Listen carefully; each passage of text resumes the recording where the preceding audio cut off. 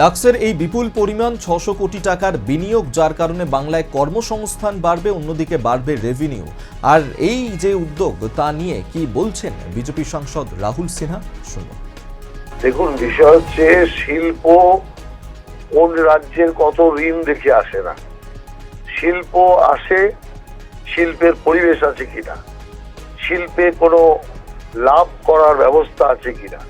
দানছত্র খুলতে তো কোনো শিল্পপতি শিল্প করে না। অতএব সেই বিষয়গুলো যখন মিলে যায় তখনই শিল্প আসে। এখানে কে শিল্প করবে? সিপিএম আমলে লাল ঝান্ডার কাপড়ে কোনো শিল্পপতির পক্ষে টেকা সম্ভব নয়। কথায় কথায় ধর্মঘট, লকআউট ইত্যাদি লাগাতার চলেছে।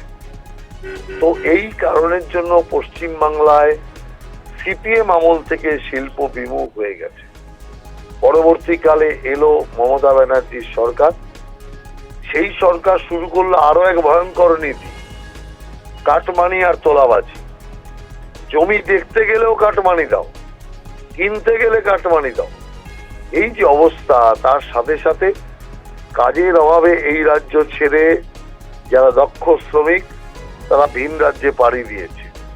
অথচ এখানে এত সস্তা সুলভ দক্ষ কারিগর ছিল। সবকিছু থাকা সত্ত্বেও শুধুমাত্র লাল ঝান্ডা আর তোলাবাজি আর কাটমানির দাপটে এখানে শিল্প আসতে পারেনি, শিল্প হয়নি। এখন শিল্প বান্ধব অবস্থা তৈরি হচ্ছে, স্বাভাবিকভাবে শিল্পের পরিস্থিতি সৃষ্টি হচ্ছে এবং শিল্পপতিরা এখানে শিল্প করায় উৎসাহ বোধ করছে।